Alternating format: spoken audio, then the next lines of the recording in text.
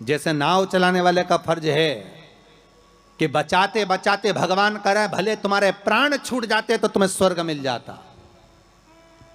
युद्ध के मैदान में सैनिक युद्ध करते करते मर जाता तो उसको वीरगति प्राप्त हो जाती। पर खुद के प्राण बचाने के चक्कर में आप दुनिया को धकेल दो, ये श्रेष्ठता नहीं।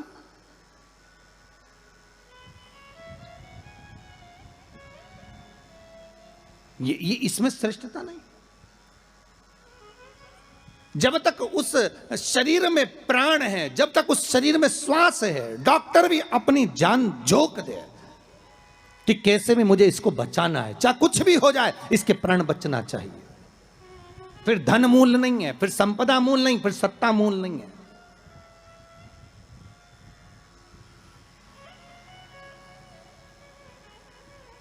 वो नाव चलाने वाले को 94 नरक भोगना पड़े। जिस ब्राह्मण ने दक्षिणा ज्यादा लेकर राजा परीक्षित को नहीं बचाया, चले गए। जब भगवान ने विद्या दी है, भगवान ने ज्ञान दिया है, भगवान ने विवेक दिया है और तुमको उस लायक बनाया है कि आप 4 लोगों को पढ़ा सकते हो, आप 4 लोगों को आगे बढ़ा सकते हो, आप इसका सम्मान कर सकते हो, आप इसको अग्रण्यता प्रदान कर सकते हो, आप इसको विवेकता दे सकते हो। और आप उस विवेकता को ना देते हुए अगर आप अपने उस वैभव को छुपा रहे हो और उससे वंचित कर रहे हो दुनिया को, तो फिर भगवान छोड़ने वाला नहीं है। नरक भोगना।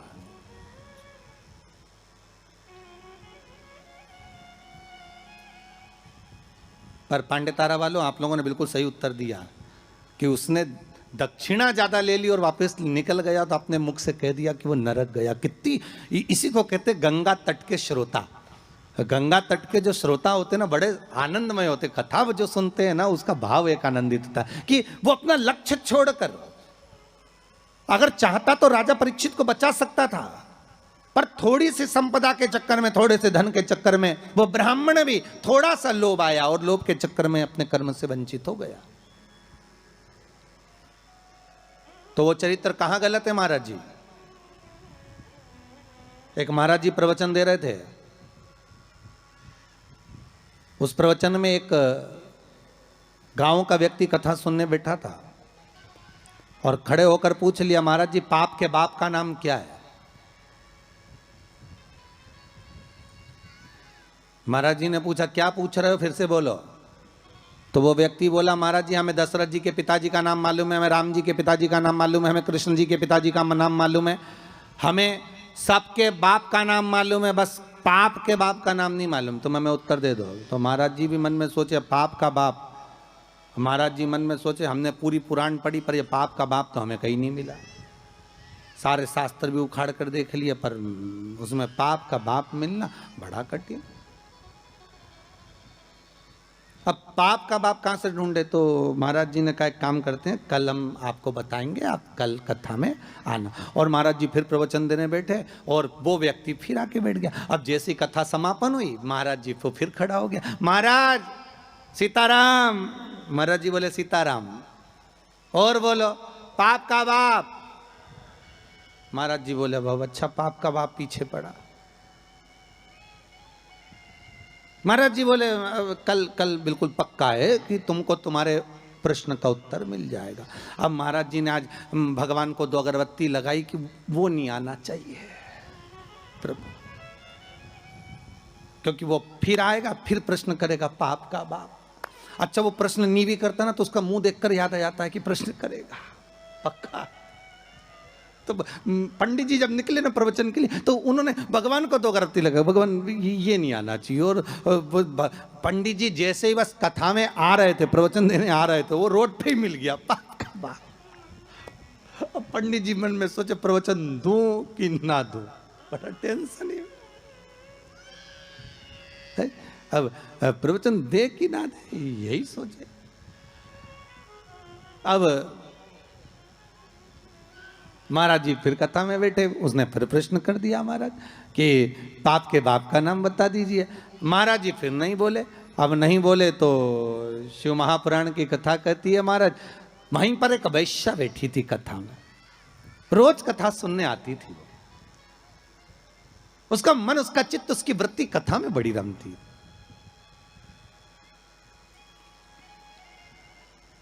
जिसके मन में शिव महापुराण की कथा समा गई ना, तो वो प्रयास करता है कि कुछ भी कर कर जहां कथा हो रही है ना, भले 40 किलोमीटर है, 50 किलोमीटर है, 100 किलोमीटर है, पर एक बार तो मैं चली जाऊं। जिसके मन में शंकर आ गया ना, तो वो छोड़ नहीं सकता। वो प्रयास करेगा कि मैं कैसे भी पहुंच जाऊं, बस कथा में एक बार मेरी हाजिरी लग जाए, शंकर सुन ले बस एक बार शिव महापुराण की कथा, उस पंडाल में चली जाऊं जिस पंडाल में मुझे बेलपत्र का आनंद मिल जाए, बस उस पंडाल में मुझे पहुंचना। अब वैश्या का नियम था, वो कथा कभी नहीं छोड़ती थी, और वो भी कथा में जाकर बैठ गई, और कथा में रोज सुने वो पाप के बाप का चक्कर, और महाराज जी बस प्रवचन करें, अक्षतम केशवम राम नारायणम, जैसे महाराज जी अक्षतम केशवम करें, सब बैठे रहे, वही खड़ा हो जाए।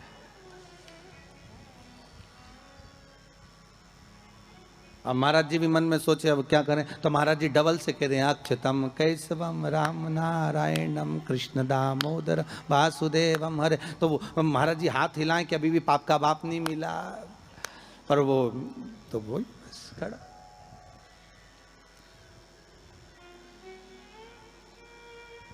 आज वेश्या ने कह दिया, गुरुदेव आपसे एक निवेदन है मेरा। बोलिए। मैं वेश्या हूं, छुपाया नहीं।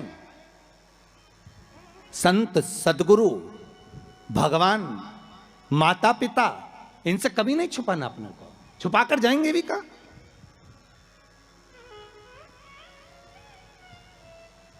अगर माता पिता से कुछ छुपा लेंगे, संतों से, सदगुरु से अगर छुपा लेंगे, तो जाएंगे कहां भगवान से छुपाकर?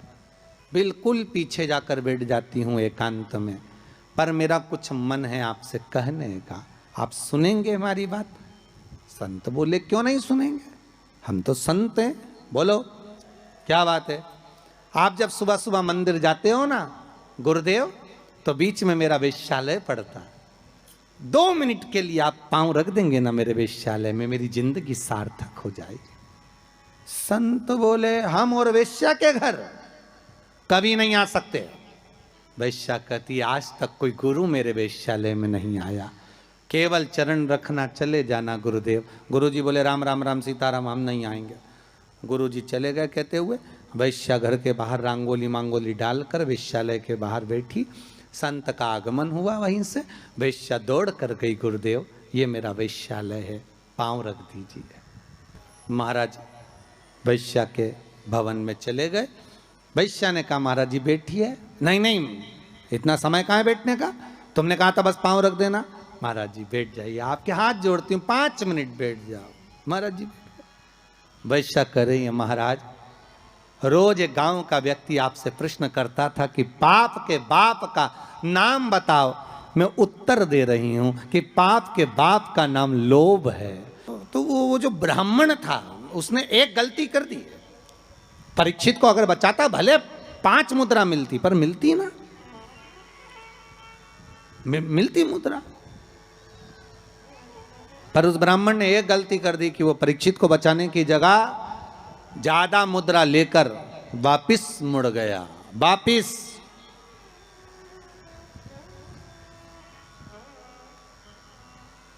जहां से ब्राह्मण वापिस मुड़ा था, आज भी अगर आप सुखताल जाएं, जहां सुखदेव जी महाराज ने राजा परीक्षित को कथा सुनाई थी, तक्षक नाग जहां आया था इस ब्राह्मण की परीक्षा लेने के लिए, और ब्राह्मण जहां से वापिस मुड़ा उस गांव का नाम है मोड़ना। आज भी उस गांव का नाम मोड़ना, वहां से मुड़ गया था वापिस ब्राह्मण, वापिस चला गया।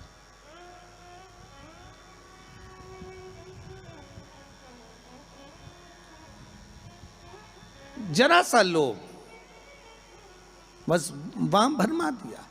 शिव महापुराण की कथा कहती है, आम के पल्लव में जो छुपा था कामदेव, जब भस्म हुए, वो आम के पल्लव ने मां रति से प्रार्थना करी और रति ने उस आम के पल्लव का उद्धार कर दिया। संसार सागर में अगर हमारा जन्म हुआ है, मनुष्य की अगर देह मिली है, मानव का जी शरीर मिला है, मानव की अगर योनि मिली है, 84 लाख योनियों में सर्वश्रेष्ठ है मानव का शरीर, जिसको पाने के लिए देवता भी तरसते हैं। हाथ जोड़कर देवता भी भगवान से कहते हैं हमें मनुष्य बनना, हमें मानव बनना। देवताओं को भी ये योनि नहीं प्राप्त होती। क्यों? क्योंकि बैकुंठ का भोग केवल भोग है, केवल भोग। अगर मरने के बाद बैकुंठ चले भी जाओगे तो वहां चांदी की थाली में, सोने की थाली में भोजन मिलेगा, डनलप का गद्दा मिलेगा, एसी का रूम मिलेगा, बढ़िया खाने के लिए सब कुछ मिलेगा, आराम से फ्रिज, कूलर, वॉशिंग मशीन सब मिलेगा। एसी में आप आराम से सो, डनलप के गद्दे पर सो। पर बैकुंठ में केवल भोगने की वस्तुएं मिलेंगी, पर बैकुंठ में भगवान का भजन मिलेगा क्या? जम के बोलिए, नहीं मिलेगा। बैकुंठ में गंगा का स्नान मिलेगा क्या?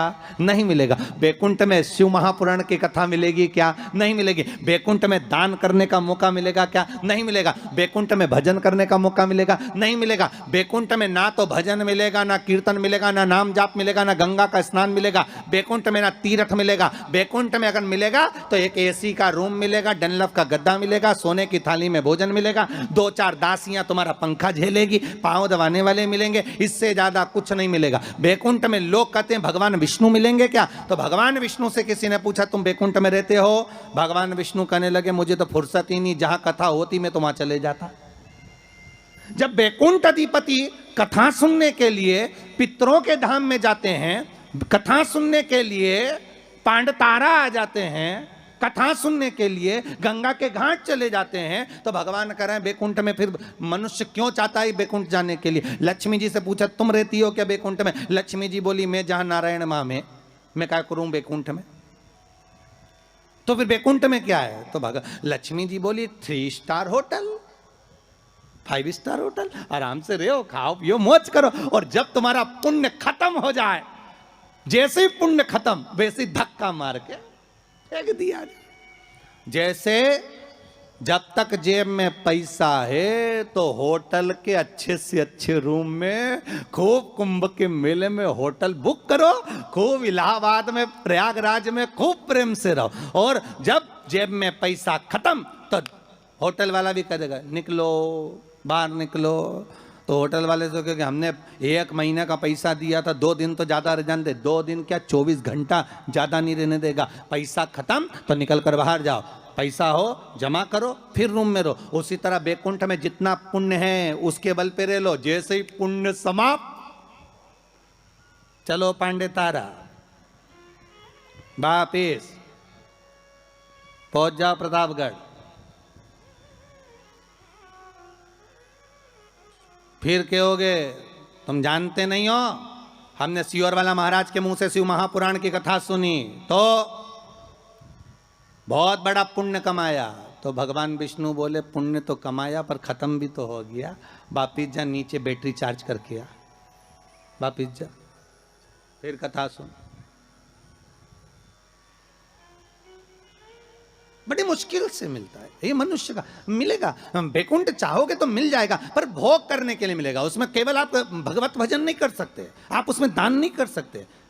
बैकुंठ में कोई तुम्हारे सामने हाथ फैलाकर भिक्षा मांगने नहीं आएगा। कोई बैकुंठ में तुमसे ये नहीं कहेगा कि तुम गौ माता के लिए दान दो, या तुमसे ये नहीं कहेगा कि वृद्धाश्रम के लिए दान दो, या तुमसे कोई ये नहीं कहेगा कि मंदिर निर्माण के लिए दान दो। बैकुंठ में तो तुम केवल भोग भोगोगे, और उसके बल पर भोगोगे जो तुमने दान करा, जो पुण्य करा, जो सत्कर्म करा। केवल एक मनुष्य की देह मिली है जिसमें हम दान भी करते हैं, हम भजन भी करते हैं, हम पुण्य भी करते हैं, हम सत्कर्म भी करते हैं, हम नाम जाप भी करते हैं। यह केवल एक मनुष्य की देह है, केवल एक मानव का शरीर।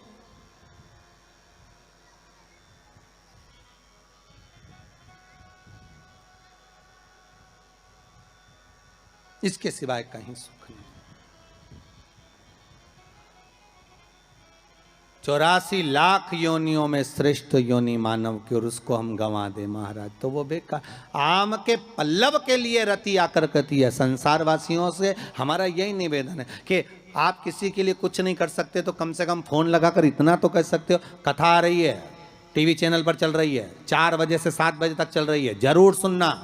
कोरोना महामारी चल रही है, कम से कम कथा सुनकर इस हृदय को विल पावर मजबूत होगा, कथा सुनकर अपने को एनर्जी प्राप्त होगी, कथा सुनकर हम आद्य शक्ति जगदम्बा का आराधना कर सकते हैं। कथा को सुनकर ये नवरात्रे में शंकर की कथा का अनुमोदन कर कर इस कोरोना महामारी से हम लड़ सकते हैं, इसको भगा सकते हैं, क्योंकि अपने भीतर का पावर प्रबल होना चाहिए। आधे से ज्यादा लोग हॉस्पिटल में इसलिए मर रहे हैं क्योंकि उनको भय लग रहा है, कोरोना लग गया, कोरोना लग गया। बेचारा अच्छा भी हो गया तो भी मर जा रहा। किसी ने पूछा गुरुजी पिछले साल तो आया था यह कोरोना, अब की बार फिर आ गया। हमने कहा जन्मदिन मनाने आया है। अब पार्टी कितनी बड़ी करता है ये तो उसके ऊपर है, और पार्टी में कितनों को निमंत्रण देता है ये वही जान सकता है, और जो जो उसकी पार्टी में गया वो निपट गया। इसलिए निवेदन है, अभी जन्मदिन पार्टी में बिल्कुल मत जाना कोरोना की, अर्थात सोशल डिस्टेंसिंग बनाकर रखो। और आपसे भी निवेदन है, जितने लोग कथा में सुनने आ रहे हो ना, कम से कम दूरी बनाकर रखना, या फिर एक लकड़ी लेके चलो इतनी बड़ी सटैया, नपती करो यहां से यहां से यहां से यहां से, जो पास में बैठा मिले बिल्कुल उधर। अरे कितना बड़ा जगह दिया है? कितनी बड़ी जगह है, आराम से तुम लोग तो बढ़िया चकाचक, तुम्हारी मर्जी पड़े तो एक एक पलंग भी लिया, तुम तो नहीं सोई तो कथा सुनने वाली इतनी बड़ी जगह, ओ उसमें भी इतनी बड़ी जगह होने के बाद कई माताओं की आदत रहती पर बैठेगी वहीं खसक के लाए, अच्छा यहीं बैठ जा, अरे बैठ जा।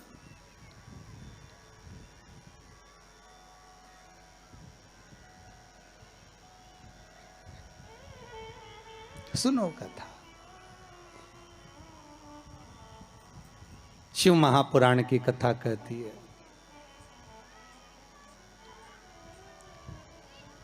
उस कलश पर आम के पल्लव शिव का वर है। किसका वर है ये? शंकर का। 11 आम के जो पत्ते जिस डाली में लगे होते हैं, वो डाली कोमल सी डाली, 11 टुकड़े महाराज एक कच्चे सूत से लपेटकर 11 बार, उसका भाग जब उसको लपेट लोगे इस तरह से इकट्ठा करके, आगे का जो भाग है 11 बार कच्चा सूत लपेटने के बाद जो भाग पीछे का आगे का कोई भी हो, उसको शहद में डुबाकर शिव जी को समर्पित कर दो। किस जगह पर रखना है? अशोक सुंदरी वाली जगह। अशोक सुंदरी की जगह जानते हो आप लोग, पहले भी आपको बताया है, आज फिर आपको वर्णन कर दें। जैसे ये गोल जलाधारी है, ये शिवलिंग रखा है, ये 2 जहां से पानी बह रहा है बाबा के चरणारविंद, राइट में श्री गणेश जी का स्थान, लेफ्ट में कार्तिकेय का स्थान, बीच में अशोक सुंदरी की जगह। शंकर भगवान की 6 लड़कियां हैं। भगवान शंकर के 13 बच्चे, 13 बच्चों में से 6 लड़कियां, उस 6 लड़कियों में से एक लड़की का स्थान, भगवान शंकर की एक बेटी का स्थान, अशोक सुंदरी का स्थान सामने पद्म पुराण में स्पष्ट किया, ये स्थान अशोक सुंदरी का। शंकर भगवान की जलाधारी में पार्वती जी का हस्तकमल, ऊपर से जो एक एक बूंद पानी गिरता है, ये शंकर भगवान की 5 लड़कियों का स्थान है, जया, विषहरा, शामरी बारी, दौतली और देव। शंकर भगवान की 5 लड़कियां भगवान शंकर के मस्तक पे जल की धार गिरा रही हैं। बीच में जो अशोक सुंदरी का स्थान है महाराज, उस जगह पर शहद का मुख, जो शहद आपने भिंगोया है, उस शहद का मुख शंकर जी की ओर कर कर इसी चैत्र के महीने में, इन्हीं नवरात्रि में शंकर भगवान के उस अशोक सुंदरी की जगह पर शहद का भाग शिव जी की ओर रख दें। महाराज अगर घर में संपदा की कमी हो, या कोई पैसा खा गया हो, रुपया नहीं दे रहा हो, पैसा अटक गया हो, तो उस शहद को शिव जी की ओर मुख कर कर उस आम के पल्लव की जो डंडी है उसको 11 डंडी को वहां रख दीजिए और उससे अपनी कामना कर कर आ जाइए।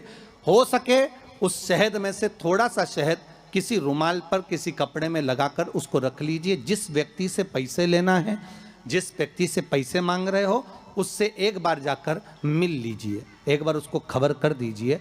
बाबा चाहेगा भोलेनाथ तो नवरात्रि में ही पैसा वापिस आ जाएगा, अगर शिव कृपा कर देगा। ये बाबा की करुणा। आम का पल्लव कोई साधारण नहीं जिसको कलश के ऊपर रखा जाता है, शिव की कृपा। जिस आम के पेड़ पर स्वयं कामदेव चढ़कर भगवान शंकर के तीसरे नेत्र द्वारा जलकर भस्म हो जाते हैं, वो आम का पेड़ साधारण नहीं हो सकता।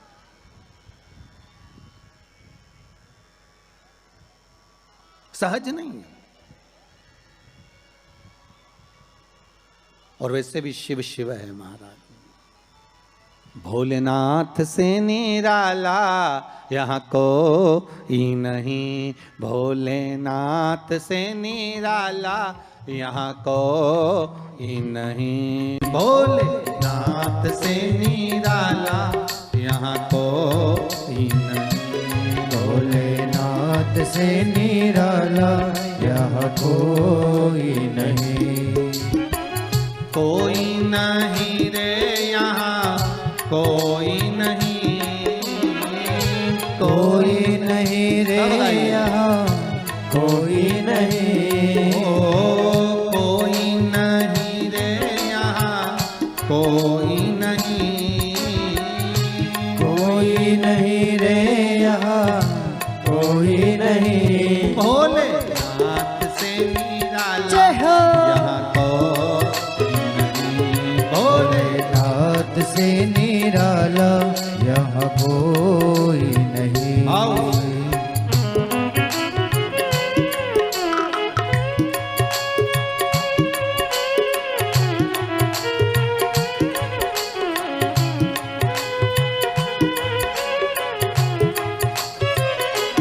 हर भोले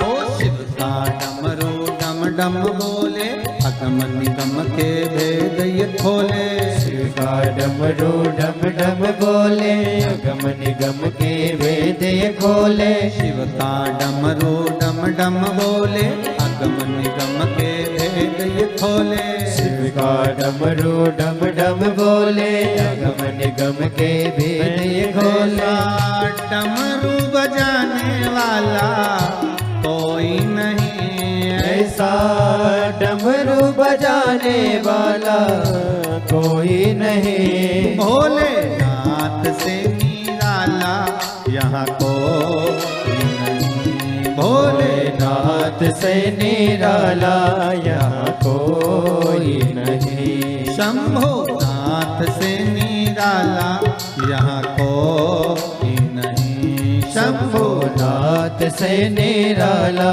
यहाँ कोई नहीं, ऐसा कोई नहीं रे, ऐसा कोई नहीं, कोई नहीं रे यहाँ कोई नहीं, ओ कोई नहीं रे यहाँ कोई नहीं, कोई नहीं रे यहाँ कोई नहीं, भोले बाबा से निराला यहाँ कोई, भोले बाबा से निराला यहाँ कोई नहीं, ओहो।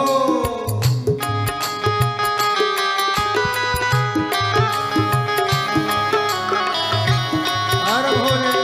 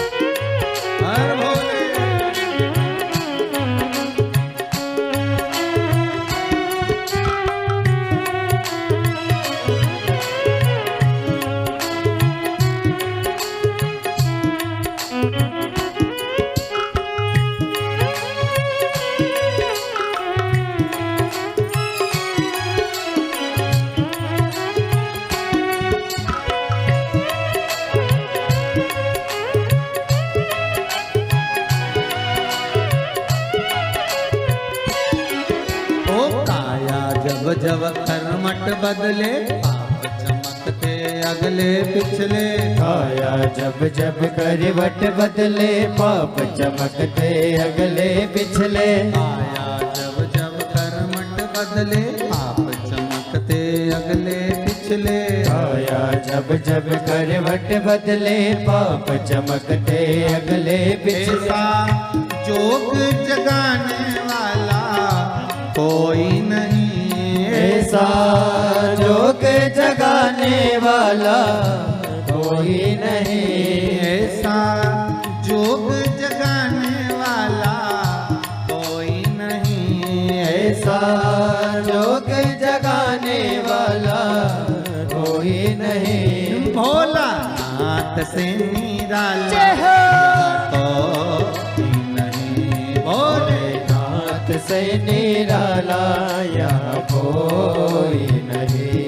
ओ कोई नहीं रे यहाँ कोई नहीं। कोई नहीं रे यहाँ कोई नहीं। ओ कोई नहीं रे यहाँ कोई नहीं। कोई नहीं रे यहाँ कोई नहीं। भोले बाबा से निराला यहाँ कोई नहीं। बाबा से निराला यहाँ कोई नहीं। भोला नाथ से निराला यहाँ कोई नहीं। भोले नाथ से निराला यहाँ कोई नहीं। हर हर महादेव है। आवाज नहीं आई, जरा दमदारी से बोलो। दोनों हाथ उठाकर दीन बंधु दयालु दया कीजिए। जो दोनों हाथ उठाकर हर हर महादेव नहीं बोले उसको उठा लीजिए। हर हर। आप कितने बढ़िया बोले। अच्छा आप भी हनुमान जैसे हो गए हो। जब तक आपको कोई जगाए नहीं तब तक तुम लंका जाओ नहीं। हालत तुम्हारी भी वैसी होता है। कभी कभी ऐसा भी होता है। एक व्यक्ति को एक टांगे वाला उसके पास में सुबह सुबह एक व्यक्ति ने रात को कह दिया कि भाई हमको रेलवे स्टेशन छोड़ देना। हाउ तुम्हारा टांगा लिया ना। टांगा भाई घोड़ा गाड़ी लिया ना। हाउ लिया ना। सुबह बेचारा नींद में था। व्यक्ति ने जगाया घोड़ा गाड़ी लाओ टांगा लाओ टांगा लाओ। अब उसने जगाया और ये टांगा लाया। जल्दी जल्दी घोड़ी इसने लगाई टांगा ले आया। अब टांगे में सवारी भी बैठ गई। अब वो टांगा थोड़ी दूर चले रुक जाए और रुक जाए तो वो चलाने वाला नीचे उतरे डांस करे नाचे। फिर थोड़ा आगे बढ़े घोड़ी फिर आगे बढ़े फिर रुक जाए फिर वो उतरे फिर नाचे। सवारी ने कहा भैया हमको स्टेशन जाना है हमारी ट्रेन छूट जाएगी तो बार बार नाच क्यों रहा है पागल हो गया है क्या? उसने कहा दिक्कत कुछ नहीं दिक्कत इतनी सी है हमारे पास में दो घोड़ी है ठीक है एक टांगे की एक बारात। बारात की जो घोड़ी है वो टांगे में आ गई है। जब तक इसके आगे नाचो नहीं तब तक ये आगे बढ़ हो जाता है। कभी कभी ऐसा भी होता है। तो जब तक बोलो नहीं तो हर हर महादेव लोग बोले।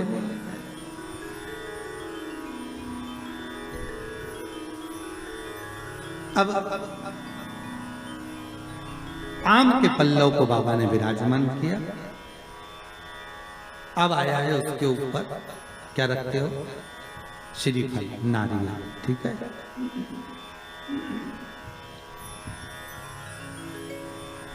नारियल कौन अब उसका भी प्रसंग शिव महापुराण में स्कंद पुराण में बड़ा सुंदर है ठीक है। भगवान शंकर और पार्वती विराजमान है कैलाश पर्वत पर।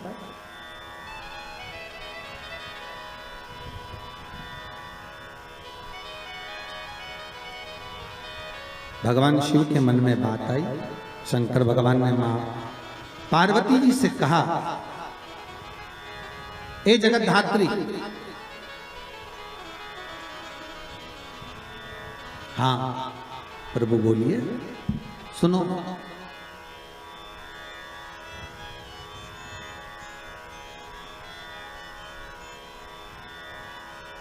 पार्वती जी का एक नाम है हेमलता।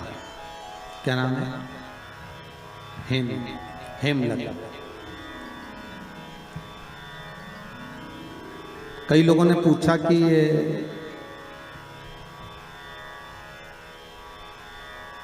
जो पार्वती जी का हेमलती जो नाम है, नाम था हेमलती, अब उसको कर दिया हेमलता, है ना। तो ये माता पार्वती का हेमलती नाम किस जगह पर पड़ा? तो देवी भागवत में आता है कि जिस जगह पर शंकर भगवान ने पार्वती से एक बात कही कि हमारा मन है कि हम दोनों बालकों की परीक्षा लें, और पार्वती जी ने जब भगवान शिव से कहा कि बच्चों की परीक्षा क्या लेना, संतान अपनी है और इनकी परीक्षा हम क्यों लें, किस लिए?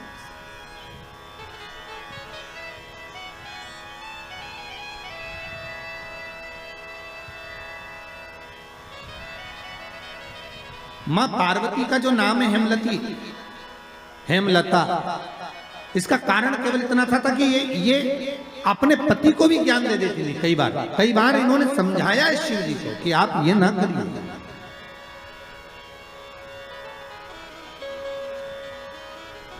आप मत करो परीक्षा, मत करो। पर शिव तो शिव थे, बुला लिया कार्तिकेय को, गणेश जी को बुलाकर कहा, बुलाकर बोले जो पृथ्वी की परिक्रमा पहले कर कर आए वो प्रथम गिनती में पूजा जाएगा, प्रथम भाग उसको पूज्य कहते हैं। ठीक है, जाओ परिक्रमा कर कर आओ। अब गणेश जी महाराज बैठ गए चूहे पर, कार्तिकेय बैठ गए मोर पर।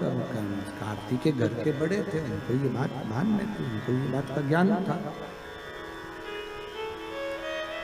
तो कार्तिकेय जी ने कहा अगर माता पिता का कहना नहीं मानेंगे तो अच्छा नहीं लगेगा। तो कार्तिकेय जी तुरंत मोर पर चढ़कर और परिक्रमा करने निकल गए।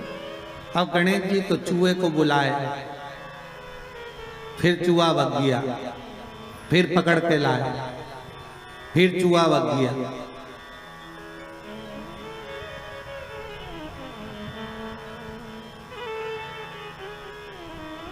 अच्छा, गणेश पुराण में लिखा है नंदी और भृंगी, शंकर भगवान के ये दोनों गण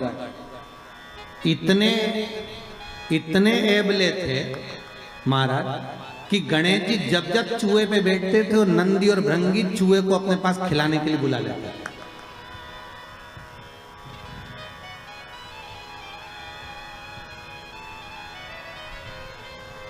इनकी आदत थी दोनों की। अब जैसे ही परिक्रमा की बारी आई तो गणेश जी को, जैसे ही गणेश जी चूहे को बुलाए और नंदी भृंगी चूहे के सामने थोड़ा सा सामान डाल, चूहा अब बड़ी तकलीफ।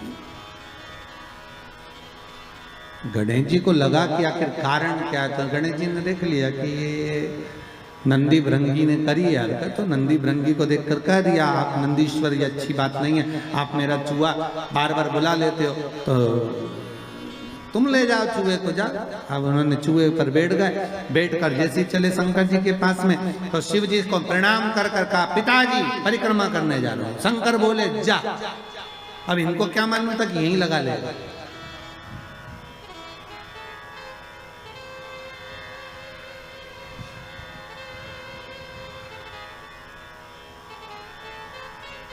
अब उनको क्या मालूम था कि यहीं लगा लेगा। होता है जैसे कि किसी एक दुबले पतले व्यक्ति को कहीं मालूम पड़े सेना में सम्मिलित कर दिया, उसको बहुत दुबला पतला,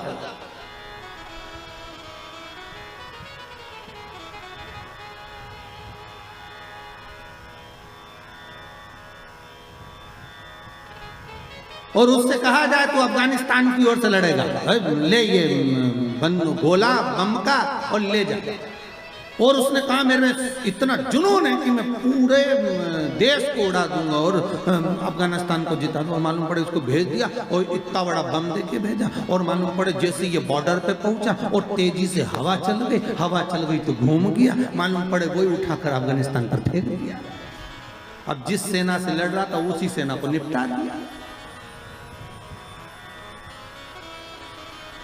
अब सोचने में सब पड़ गए कि क्यों रे तुझे लड़ने के लिए वहां भेजा था, बम फेंकना था वहां, तो क्या गलती मेरी थोड़ी ना, बम तुम्हें वहीं के लिए लेकर गया था, पर हवा गलत चल गई, उसने उड़ाकर मुंह इधर कर दिया तो बम इधर चल गया।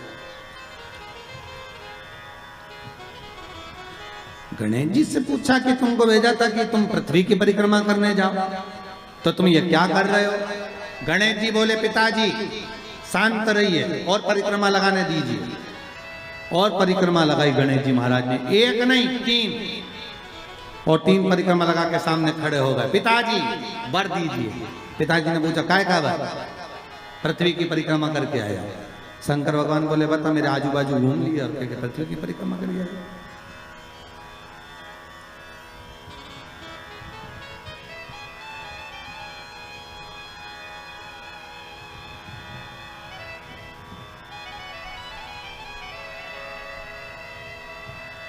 तो ये होता है कभी कभी। रामचरितमानस में केवट का चरित्र आता है ना, केवट ने राम जी को नाव में बिठाया, या घाट से लेके चले वह घाट पर जाए, वह घाट से वापस घुमा के ये घाट पे ले आए, इस घाट से उस घाट पे ले जाए, उस घाट से इस घाट पे ले जाए, बड़ा बार बार घुमा दिया वो नाव को। अच्छा केवट की नाव जो अच्छी नाव थी वो तो भगवान ने छोड़ दी थी, वो केवट की नाव में बैठे, तो वो नाव भी ऐसी थी कि उसमें बीच में छेद था, और लक्ष्मण जी ने कहा भी था भैया इसकी नाव में मत बैठो, छेद है। राम जी बोले कितना दयालु है बेचारा, कैसा सीधा साधा एकांत में बैठा, इसी की नाव में बैठूंगा मैं, तो बस बैठूं। लक्ष्मण जी ने मना भी करा, और जैसे ही लक्ष्मण जी ऊपर चढ़े तो केवट ने अपना पिछोड़ा उतार के दे दिया, लो लक्ष्मण भैया। लक्ष्मण जी ने पूछा ये काय के लिए? कि नाव में छेद है, पानी भराएगा तुम भरते जाना निचोड़ते जाना। अब लक्ष्मण जी वो पानी को बार बार निचोड़ रहे बार, और वो नाव को घुमाते जा रही है, यहाँ से वहां बार बार इधर जाए उधर जाए उधर। तो इतने में सबसे ज्यादा गुस्सा किसको आना चाहिए बोलो? लक्ष्मण को आना चाहिए ना, कि बता हम तो निचोड़ निचोड़ के मर जाए। लक्ष्मण जी को जो क्रोध आया तो न राम जी को देखा, और राम जी लक्ष्मण जी की बात को जान गए, तो राम जी लक्ष्मण जी की बात को जानकर उन्होंने केवट से कहा, केवट जी प्रभु ये घाट से वो घाट, वो घाट से ये घाट 10 चक्कर लगा दिए, हम थक गए, पार क्यों नहीं उतारता? केवट बोला वाह प्रभु तुम 10 चक्कर में थक गए, हमें 84 के चक्कर में पड़ो, हम नहीं थके। राम जी बोले बहुत बेकार है, इससे मुंह मिलाना ही बेकार। राम जी नीचे बैठ गए। राम जी ने लक्ष्मण को इशारे में बोला तू बोल, और लक्ष्मण जी उठ के खड़े हो गए, धनुष को बाण लेकर, रुक जा अभी तेरे प्राणों को हरता हूं, अभी प्राणों को हरता हूं तेरे। क्या समझता है तू? परेशान कर कर रखा है, पार क्यों नहीं करता? इतने में केवट बोले ए भैया लक्ष्मण क्रोध तो दिखाना मत, और ये समझना मत कि हम तुम्हें पहचानते नहीं है, तुम पूर्व में शेषनाग,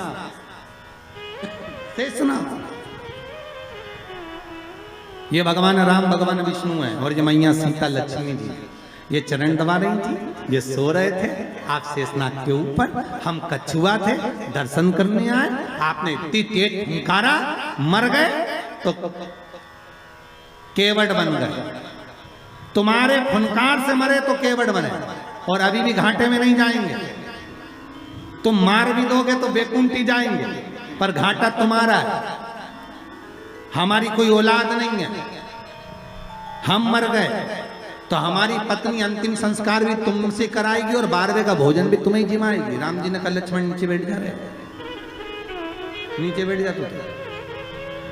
तब माता सीता ने कहा लक्ष्मण भाई केवट भैया पार उतारो, तब पार उतार। तो यहाँ कोई प्रसंग है, अब परिक्रमा लगा कर आकर खड़े होकर के आशीर्वाद दे दो, तो पूछा आशीर्वाद क्यों? तो कहा प्रभु हमने परिक्रमा करी, तो शंकर भगवान बोले आजू बाजू घूम लिया और क्या परिक्रमा करना, इसको कोई परिक्रमा करता है? गणेश जी बोले और नहीं तो माता पिता में आकाश, माता पिता में पाताल, माता पिता में पृथ्वी, साप तो माता पिता में ही, और सब माता पिता में, इसलिए आपकी लगा ली, सबकी हो गई। शंकर जी खुश हो गए, शंकर जी ने आशीर्वाद दे दिया। अच्छा बच्चों पर माँ बहुत देर में खुश होती है, पर पिता तुरंत पर्स खोल के 500 का नोट दे देता, जा माता और पिता में अंतर है। मम्मी पहले पूछेगी काय के पैसे चाहिए, ट्यूशन के, तो ट्यूशन के पैसे मैं दे दूंगी, पहले ट्यूशन वाली मिस का फोन तो आन दे मैडम का। मम्मी तू बार बार पास फोन का इंतजार कर दी, मैडम मेरे से बोली पैसे लेके आना, मत दे, पापा के पास दे। पापा हाँ बेटा 500 रुपये चाहिए, काहे के लिए? मैडम ने मंगा, ये मम्मी भी माता पुजा रहे, 50 बार बोल दिया इसको पैसे मत दिया करो, बच्चा बिगड़ जाएगा, पहले मुझसे तो पूछा करो। इतने में पति पत्नी से बोला, अरे यो जगदम्बा कितनी बात पूछो तुझसे, तू शांति रख, मैंने दे दिया ना 500, देख लेंगे जो होगा। तो शंकर भगवान ने तुरंत वर दे दिया, प्रथम गिनती में तुम गिने जाओगे तथास्तु। पार्वती जी को तो मालूम ही नहीं पड़ा कि कब वर दे दिया, नहीं तो पार्वती जी तो खड़ी हो जाती। अब आ गए कार्तिक, कार्तिक ने आकर कहा दंडवत करता हूं पिताजी, प्रणाम, हम तुम्हें देवताओं की सेना के सेनापति बनाते हैं।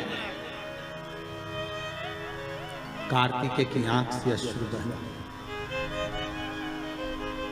देवताओं की सेना के सेनापति? क्या मैं प्रथम गिनती में नहीं आऊंगा? नहीं। क्यों? गणेश जी ने प्रथम गिनती में आ गए, गणेश जी ने परिक्रमा कर ली। किसकी करी? हमारी। पिताजी आपने कहा था पृथ्वी की परिक्रमा कर कर जो आएगा प्रथम गिनती में गिना जाएगा, तो पहली परिक्रमा पृथ्वी की तो मैंने करी, फिर गणेश ने नहीं। पार्वती जी उड़ गई, क्या बात है कार्तिकेय? कार्तिकेय ने कहा माँ पिताजी ने गलत निर्णय दे दिया। क्या गलत निर्णय दिया? गणेश जी को प्रथम गिनती में दे दिया और मैं परिक्रमा कर कर आया। सारी बात मालूम पड़ गई कि गणेश जी ने चूहे पर बैठकर शंकर पार्वती की परिक्रमा करी, ये हुआ वो हुआ, सब मालूम पड़ गया। पार्वती मैया की आंख में से आंसू बहने लगा। पार्वती उठकर खड़ी होकर शंकर भगवान से बोली, प्रभु बहुत भोले हो आप, इसलिए आपका नाम भोला शंकर है, बहुत भोले। एक बेटे को भेज दिया पृथ्वी की परिक्रमा करना और दूसरे बेटे ने आपकी परिक्रमा करी और आपने उसे वर प्रदान कर दी। इतने भोले।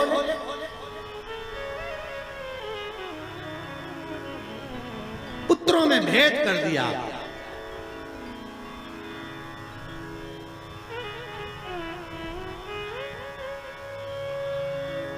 पिता भले कह देता है, बाप कह देता है मेरा बड़ा बेटा थोड़ा समझदार है, मेरा छोटा बेटा ऐसा है, मेरा मंझला बेटा ऐसा है, पिता कह देगा। पर मां हमेशा कह देगी नहीं नहीं, मैंने बराबर का दूध पिलाया है, मेरे 4 बेटे 5 बेटे 6 बेटे 7 बेटे 3 बेटे 2 बेटे मेरे सब बराबर। ये माता का शब्द है। मां कभी अपने बच्चों में भेद नहीं करती।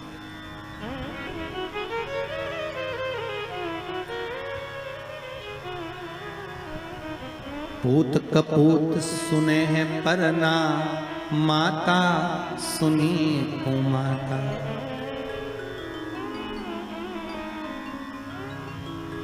मां कभी कुमाता नहीं सुनी। पूत कपूत हो सकता है पर मां मां है। जगत जननी मां पार्वती खड़ी हो गई और इस कथा से बहुत सीखने को मिलता है।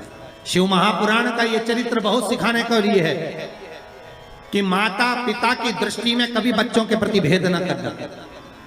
कभी मत कहना माँ से निवेदन है कि मेरा बड़ा बेटा अच्छा कि छोटा अच्छा, मंजला अच्छा कि संजला अच्छा, कभी मत कहना। क्यों? क्योंकि गेंद कभी भी किसी भी पाले में जा सकती है और किसी भी बहू से पाला पड़ सकता है। आप कभी मत करो। आपके 4-5 बच्चे हैं, आप हमेशा अच्छा बोलो मेरे बच्चे सब बढ़िया, बड़ा बेटा बहुत बढ़िया, बड़ी बहू बहुत बढ़िया, छोटी बहू बहुत बढ़िया, उससे छोटी और बढ़िया।